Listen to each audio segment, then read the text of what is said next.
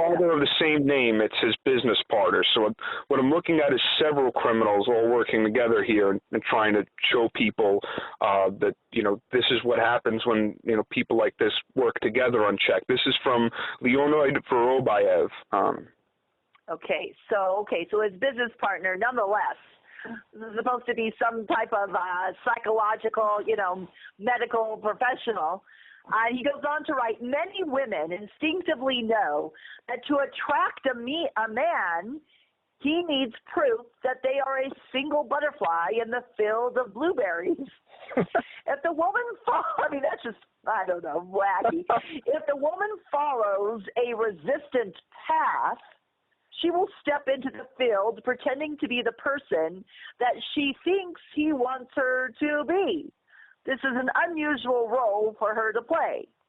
If he loves home cooking, watching a football game, and group sex, then she would reply in the following ways.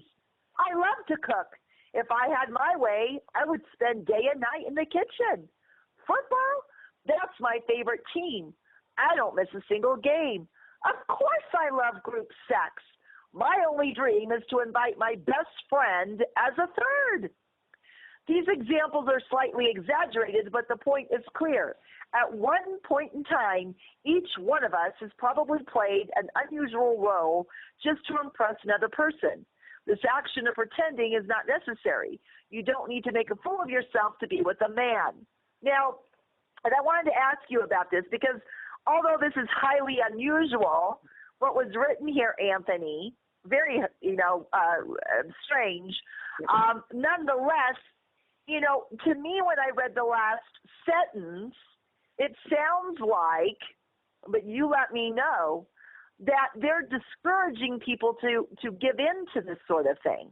Because it says the action of pretending is not necessary.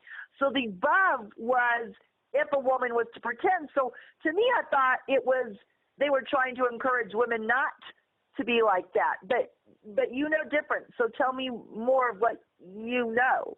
Well, it seems this way on the surface when you read it, but when you combine it with the other, evidence that I have, and the other things on the website that seem a little off, looking at the alleged behaviors of the son of the business partner, Sergei Tsytsarev, and also looking at the collective work of his father, Sergei Tsytsarev, which ranges from a lot of work on violence and the prevention of violence is one of his works, and there's some off-color comments about terrorism.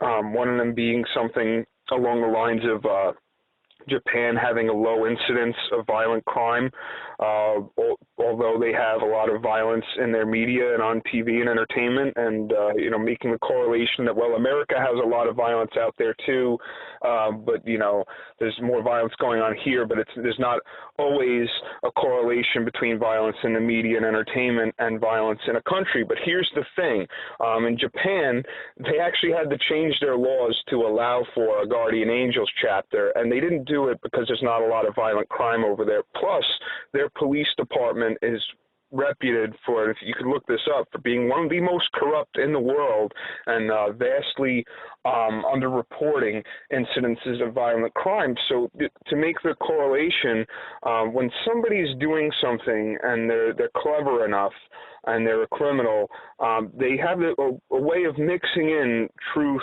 with lies. And, this is even, you can look to the Bible as a source on this also. When Adam and Eve met with Satan in the Garden of Eden, Satan didn't come and say, hey, I'm evil, and, tell them a bunch of lies. He mixed, some truth in with the lies and coerced them and came in as a friend.